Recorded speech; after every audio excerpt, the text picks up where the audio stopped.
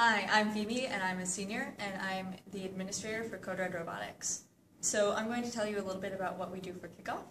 So since we're too far away from any of the official kickoff places, like in Rochester, we actually hold our own. And so what we do is we send all 75 members of us and our mentors to Cornell for the day. And we watch the videos together. And then after we watch the videos, we take some break and we have some pie and food, and then we break off into teams to brainstorm. And the brainstorming is a really cool process because we break it up into a couple of different chunks. So to begin with, we just go over the rules and the strategy, and then we talk about any possible loopholes or things we find or questions we want to ask first. And then what we do is we break into new teams and start planning strategies and what we want to do. This process does go on into the week, but this is a very good starting place. And then, because we don't want it to be completely organized, we like to have our members have a little bit of just free talking. And it's extremely rewarding to go and just walk around and hear people talking about first the entire time, especially the rookies, who this is their first kickoff, and they're just having a blast, and it's an amazing experience. After all of the designs had been presented, some of the members of the team representing every aspect of the team broke into a small focus group with the mentors to decide on designs. While this was not ideal for everyone, a team of 80 people is really hard to manage, so some decisions had to be made. We spent quite some time in that group, over an hour and a half, debating every major aspect of the robot that had to have a decision made on it. We first decided whether or not we should shoot from the ground or high up. That was after we had already decided we could do both a climber and a shooter.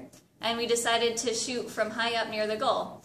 After that, we voted on the drivetrain. It wasn't much of a competition. We're going to do treads like always. After that, we got into some more specific design decisions based on what the prototypes how the prototypes had performed.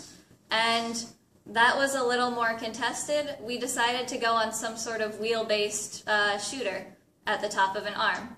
After that, our last decision was where we should pick up frisbees from, either the ground or the feeder slots. And again, we just discussed the pros and cons of each situation, as we had with every other aspect of design. And we decided to mainly go for the feeder slots. But if we can pick up from the ground, that's great too. And after all of that time, we finally decided to go out and tell the team what we had decided. Historically, in the first week of the 6-week build season, the machining team hasn't had much to do. We do a small amount of machining for the field, and then we're done and waiting for prototypes. This year, though, the field is much more complex, and we have to build a giant pyramid out of steel. This has been quite an interesting experience. But towards the end of the first week, we have now gotten into building prototypes for the various shooter designs and for the various climber mechanisms.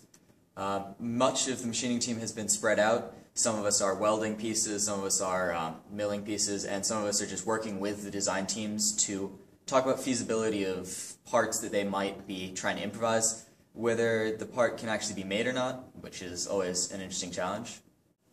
So we now have all of our design groups have finished their preliminary prototypes and are working on more final motor and electronics-based prototypes for getting frisbees into the goals, as well as climbing the tower at the end of the game.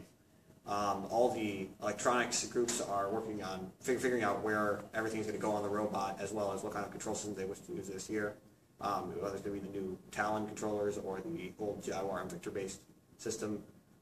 Pneumatics is still discovering their parts in the closet, finding new things.